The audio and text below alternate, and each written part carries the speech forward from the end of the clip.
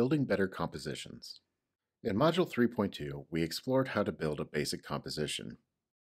The compositional arrangements explored are a good tool, but they're not a simple formula for successful work. Composition is more than just an arrangement of objects. It's also a factor of managing the area around your objects, or negative space. It's also about the position your subject takes on the picture plane. There are some techniques to improve on this foundation. By using tools like focal points, cropping, and incorporating variety of space into your work, you will create more interesting paintings. Here are a few guidelines that will help you when organizing your objects in space. Often as beginning painters, we want to jump right into the act of painting. However, carefully constructing your setup is just as important as the first brushstroke. Pay attention to issues like implied lines flow through a composition. Objects lined up or arranged on the same plane of depth can be uninteresting and static. Be careful of having too much negative space. Negative space should serve a visual purpose. Note how in this illustration, the purpose of the negative space is to isolate the sphere away from the other objects. Negative space can provide some breathing room between objects, but what is the purpose of having too much negative space? What does the amount of negative space in a painting contribute to the reason or narrative of your objects being present? When possible, make sure you're engaging the entirety of your surface with purpose. As mentioned in Module 3.2, centered positioning of your objects can create a boring compositional arrangement. Look to have slightly off-center arrangements of your objects. Cropping is a major part of art. It's how we frame our piece. Be aware of how you crop. Cropping an object off the page is a good technique, but be aware to avoid cropping so things aren't cut in half. Avoid cropping at joints or where 2 points meet at an angle. You want the viewer to understand the size and shape of an object even if it's not fully present. Tangencies are how the edges of objects relate to one another. If two objects sit next to each other in a very close proximity, the objects look like there are flat objects placed in a shallow box. If your objects overlap, they suddenly inform the viewer where they exist in relation to another. We cover how light and value inform shape and space. If there are multiple sources of light, objects will cast more diffuse shadows and look flat. Reducing the number of light sources and using direct lighting can describe form much more easily. Finally, avoid placing objects directly above objects in the foreground. Doing so creates too static an implied line and has the potential to negate the illusion of perspective. These are just some of the key rules when considering your compositional layout. These rules, when mixed with compositional arrangements, are not a basic formula for success. Play around with layouts, mix arrangements, play with lighting. Thumbnail drawings are the best place to work out these variables. When considering cropping, think about the orientation of your painting surface. There are two main orientations, portrait and landscape. Portrait is a vertical orientation of a painting surface and is named so because of the narrow vertical elements are ideal for portraiture. Conversely, landscape orientation is best used for landscapes and some still lifes. When deciding which orientation to use, look at your subject matter. Is the setup wide or is it tall?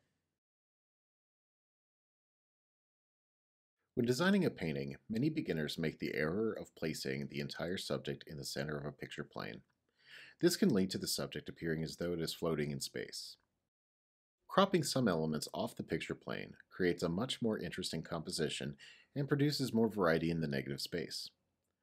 Notice how the cropping in the painting on the left positions the bowl in the exact center of the picture plane. This creates an awkward tension in the composition. The composition on the right, however, leads the eye in through the tangential shadow and keeps the viewer looking at the piece for longer. Cropping is best done after the initial thumbnail stage. Instead of including everything within the borders of your picture plane, try cropping your sketches so the space around your subject has an interesting and more varied shape. In this image by Patty Malika, the top of the orange and the cast shadow get cropped off the picture plane. This format is more engaging than having every element within the borders of the picture area. Cropping during the sketch phase can allow you to experiment before committing to a painting. Look for interesting shapes in the empty space around your subject. Malika had the initial idea to position the orange and slices on a landscape orientation. After playing with some of the variations, she decided the orientation would be more interesting via a vertical portrait format. Similarly, you may find yourself changing your mind based on playing around with variations. Experiment with landscape versus portrait orientation. Play with negative space, play with placement. You can do all of this during the sketch phase without ever committing to paint. Try to avoid the common pitfall of putting the figure in the dead center of the composition with too much negative space around it. The space around the composition here takes up much of the painting. Notice how the area marked A is the same amount of space of the one marked B. Furthermore, the negative space in the parts marked C and D create an awkward tension due to their size and how close they are to the edge of the picture plane. Also notice how the apple sits exactly in the center of the composition. When we crop the image to place the apple in the upper half of the painting, eliminate the negative space marked C and D, then zoom in a little to shrink A and B, we create more variety in the composition. Suddenly, the diagonal movement of the shadow offsets the static quality of the apple. The focal point should be considered the star of the show. It's where you want the viewer's eye to land, if only for a moment. When making a successful composition, strive to allow the viewer's gaze to move around the work. A painting may have several areas of interest, or places that hold the viewer's attention for a moment. However, areas of interest should support one main focal point. Your focal point can be emphasized through contrast and implied lines. Contrast can also refer to anything that seems different or out of place compared to the other objects in a painting. The eye will automatically be attracted to the area of the most contrast. If the focal point does not contrast enough, or the contrast is too scattered, the viewer's eye will be misdirected and the focal point will be lost. Note how in these paintings, the focal points are indicated by the implied lines. These lines are provided by the areas of interest. The focal points are also created here by the areas of highest contrast. The red shoe in the painting uses its frontal placement and contrast between the red surface and the teal instep. The white shoe is noticeable for a few reasons. Its contrast comes from the achromatic hue isolating it from the other, more colorful shoes. The white shoe also casts the strongest shadow, indicating it is closer to the light source. It's for these reasons the shoe is isolated and becomes the focal point. Observe this painting of some people at the beach. What would you guess is the focal point? It's obvious the two people in the foreground, but why? There are a few reasons our eyes led to the two people. First, their size. The hierarchy of scale can give emphasis to a focal point. Secondly, they are the most saturated subjects as well as having one of the darkest values in the painting. That doesn't mean that dark and highly saturated objects are always the focal point. Remember the white shoe from the last painting. The isolation caused by their difference makes them noticeable. They stand out due to their size, how bright they are against the background, the contrast within their forms, and the use of implied lines. A good composition should not just hope that contrast and isolation is enough for a focal point to be established. Most, if not all, implied lines in this painting point towards the two figures. Look for lines like these when creating your own still lives. So now that there's a focal point, why should anything else in the painting matter? The rest of the painting provides context and balance. The context provides the contrast. Without context of the rest of the painting, we would not have other areas of interest. We wouldn't have contrast of value, hue, or scale. Without context, we don't know how large the figures are compared to the rest of the painting. The size difference between the foreground figures and those in the middle ground and background gives the viewer some idea of distance, which adds to the illusion of space. The balance created by the other areas of interest keeps the painting from looking lopsided. Visual weight refers to how much an element in a composition draws the viewer's eye. Using visual weight, we can see how other points of interest balance out the two figures in the composition. Several small, close-together figures, the umbrella included, on the right balance out the heavy visual weight from the two figures on the left. Visual weight and balance are why asymmetrical compositions can seem so stable while being more interesting and dynamic than static ones. And now we will move on to the demonstration part of the video. A painter can know everything about designing a composition and how colors interact. However, knowledge is nothing without experience and practice. For this project, we will be focusing on timed painting exercises. Nothing will make you a better painter than practice. Lessons can be a wonderful way to learn, but they don't have the same impact as experience of painting. Painting more often in smaller sizes can push one to become a better painter through experience. Time painting exercises are a great way to really understand how you paint. When given a short time frame, all decisions must be made on the fly. Intuition is just as important as decisive mark making. With this approach, you will need to tackle the biggest parts of your subject first, such as modeling a form through the anatomy of shadow, then move on to the smaller, less important details like specific texture, graphics, text, etc. This is not to say detail is not important. When a painter is lost in detail, they may lose sight entirely of the subject. They may miss the forest for the trees, so to speak. For these exercises, in every subsequent painting, keep in mind the mantra, general to specific. To prepare for a timed painting exercise, it's often best to get as much done ahead of time as possible. Here I've cut my large sheet of paper into smaller sections. Working with smaller sizes allows for quicker coverage of a painting surface. Here I'm splitting my halves down into quarters. This will give me 4 even sizes. Here I've covered the surfaces in an underpainting of orange, since I will be working with a blue subject. Underpaintings, as covered in the last module, do not necessarily have to be the complement of the main color. Your underpaintings can be anything from a neutral beige to a complementary color to any color within the color scheme you have set up. Preparing the underpainting and allowing it to dry before starting not only gives you a color to work with, but allows the dry paint to act as a primed surface and allow for easier coverage. Lay out your pigments and brushes. For quick painting, I usually load my palette with 3 primaries, a black, a white, and 2 earth tones. This will give me a full range of color for quick mixing. It's also smart to use several brushes when painting with a time limit.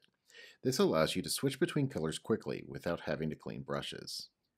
Work from large, wide brushes to small, fine brushes. Doing so will allow you to work from general to specific detail. Before painting, I've mixed the main colors present in my subject. This includes the tints and shades. Doing so will allow you to apply the colors quickly without having to stop frequently to mix. Once your preparations are made, set a timer for 15 minutes and begin when you're ready. As I begin, I'm drawing the teapot directly onto the paper using my unmixed blue hue. I keep my eyes moving between the source and the painting. I'm constantly checking accuracy and looking for broad details. To further help with accuracy, I'm breaking the object down into its basic forms. Look for the anatomy of the shadow to construct the object. Working from general to specific detail is the best approach for this exercise. By now 5 minutes have passed and I have the basic shape down. I'm focusing only on core shadow and center light, as well as the reflected light from the bottom. From 5 minutes to 10 minutes, I'm focusing on halftones, cast shadows, and the background. Remember to always add context to the setting of your object by providing a background. I'm also providing the cast shadow. I'm just now noticing that this is a bad crop, but given that this is a timed exercise, I'll remember this error and adjust in the future. Now that I'm at the 10-minute mark with 5 minutes left, I'm looking for any fine details. It's at this point you'll be looking for any fine textures or highlights. It's also the time to look for any corrections you might need to make. With 15 minutes, we're not looking for photorealism, but do look for accuracy of shape and the essence of the object. Moving on to the 30-minute painting, I'll use the same reference material. However, I'll change the position, lighting, cropping, or angle. This will keep me from getting bored with the material and avoid making cookie-cutter paintings. After painting the same subject 4 times from 4 different angles, you should be intimately familiar with your subject and the basic forms and colors present. I begin painting by using my blue hue to sketch the form onto the surface. I'm being careful not to center my subject in the middle of the canvas. I'm looking to capture the basic shape of the teapot.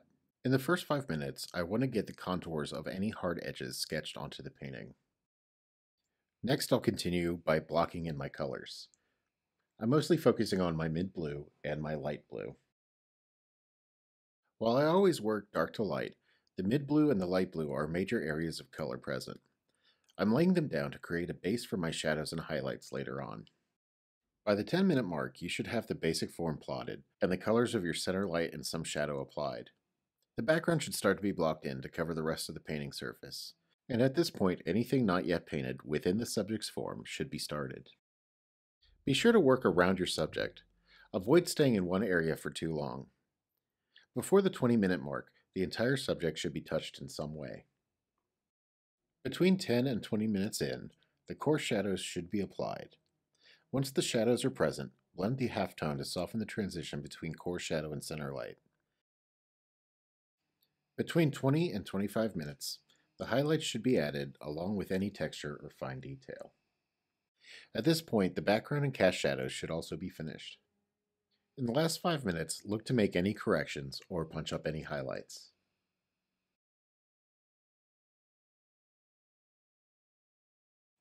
Once we've completed our two 30-minute paintings, we will move on to our hour-long painting. However, before we do, we must look at the technique of grid transferring. One of the best ways to accurately draw your source image onto your painting surface is to use a grid to transfer your work. In this piece, I've cropped the photo down to match my 11 by 14 paper. To begin a gridded transfer, your photo reference and your painting surface need to be the same aspect ratio. If there's any variation, the transfer will be skewed and it will not work. Here I'm measuring my paper out in 2-inch increments along the horizontal edge. I make sure to make the same marks in the same increments lower on the page. This will allow me to connect the two dots and create a straight line. Once I've connected all the dots and made all the lines, I'm left with 7 columns. Next, I'll repeat the process on the vertical side, measuring out 2 rows of 2-inch increments. Since the paper is 11 inches by 14, this will leave me with 5.5 cells on the vertical side. This results in a 5.5 by 7 grid. I use 2-inch increments, but you can use 1-inch increments instead. This will give you an 11 by 14 grid. Using 1-inch cells is often more accurate for beginners. Here you can see I've split my reference photo into the 5.5 by 7 grid to match my painting surface. When transferring an image onto a grid, it's best to work one cell at a time. A good way to keep accuracy in your lines is to play a kind of connect the dots. I'm going to mark where the contour lines of the edge of the teapot cross the gridded line. I'll then add a dash or a dot. While doing so, I try to match the rough angle of the small contour lines, or the lines that define the edge of the object, to match its general shape.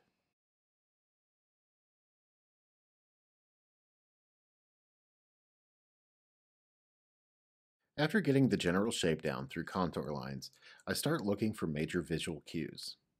Since this object is incredibly glossy, I notice the shapes made by the anatomy of the shadow. The teapot is not too colored, but rather reflective. The base reflects the paper on which it's sitting. Seeing this reflection as a hard edge, I can trace the line in my grid. I'll then look for internal details using the same process of marking where the lines intersect the grid, then following through by connecting the dots.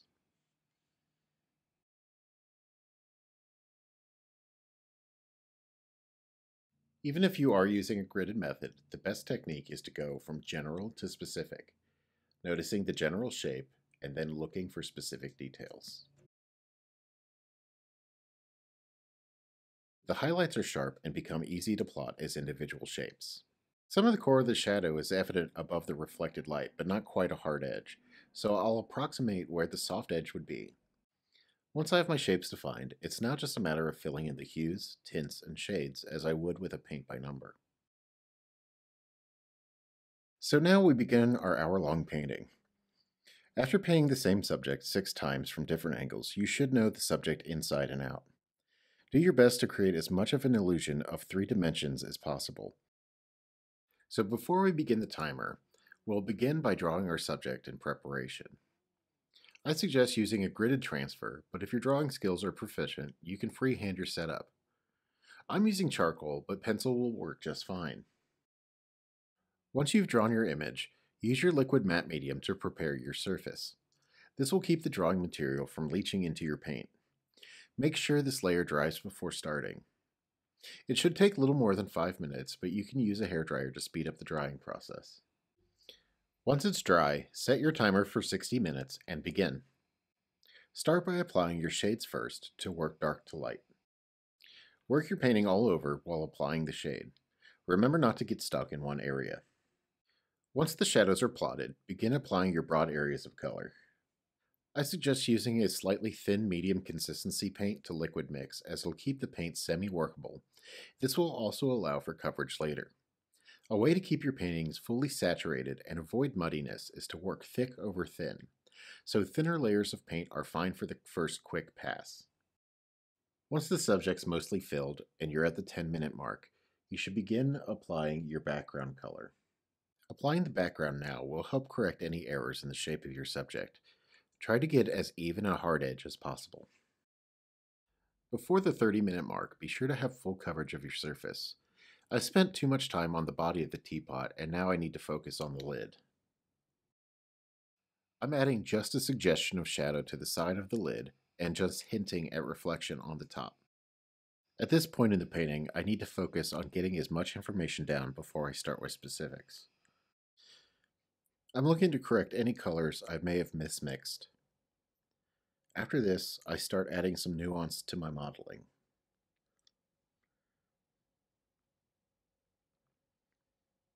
The goal before the 30-minute mark is to get complete coverage of the subject. Just before the halfway point, I'll finally add my occlusion shadow and my cast shadow. While some of the paint's still wet, I'll try to blend out the colors as much as possible. This way I can control my hard edge and soft edge. At the 30-minute mark, stop your timer and take an in-progress photo of your work. Take about a minute break and then resume. If you take any longer of a break, you'll lose any momentum you gained during the painting. In the second half of this painting, we are looking to solidify some colors to reduce muddiness, improve the modeling of form through shadow, and towards the end, we'll add detail. Between 30 and 45 minutes, focus on finishing the center light area, the halftone, coarse shadow, and reflected light. Render this shading through mixing tints and shades. Pay attention to hard edges and soft edges within the shading. The goal is to fully model the subject to create the illusion of three-dimensional form. Make sure the painting has full coverage and no muddiness. Before I begin some of the details and highlights, I take the time to make some minor corrections. I'm making sure there's full coverage and the shading is correct. I noticed some of the core shadows and cast shadows can be a little darker in value. I'm making sure to resolve this issue before the last 10 minutes. By doing so, I'm increasing the contrast between the shades and tints. I'm pushing the painting to have more illusion of depth and form. It's at this stage of the painting when I need to start moving into specific areas to add minor details. The metal lid is the most detailed part of the subject because of the complexity of the reflection, and capturing the form of the small cylinder is difficult. Since this is only an hour painting, I can only add hints of form to the details. Now I begin to add the highlights to the painting. The shapes drawn have since been covered by paint, but by using context of how the form has come along, I know where to place the highlights. Constantly shifting my gaze from the painting to the subject will also inform me of where to place the highlights. Remember, with highlights and texture, a little goes a long way. The reason I'm adding so many highlights to the painting is due to the high gloss finish of the teapot. Towards the end of your session, clean up some edges and add any small details you may have missed earlier.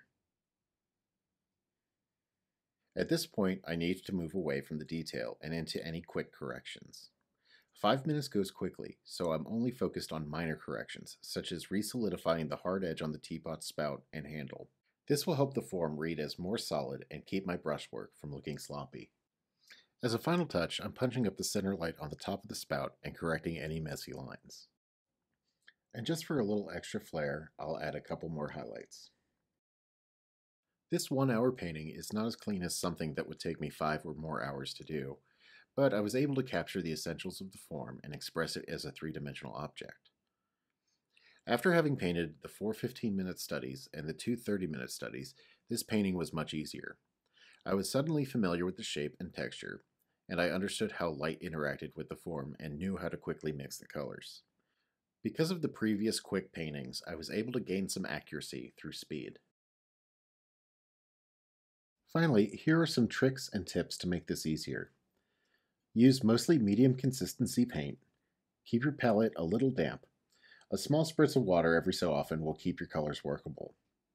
Work general to specific.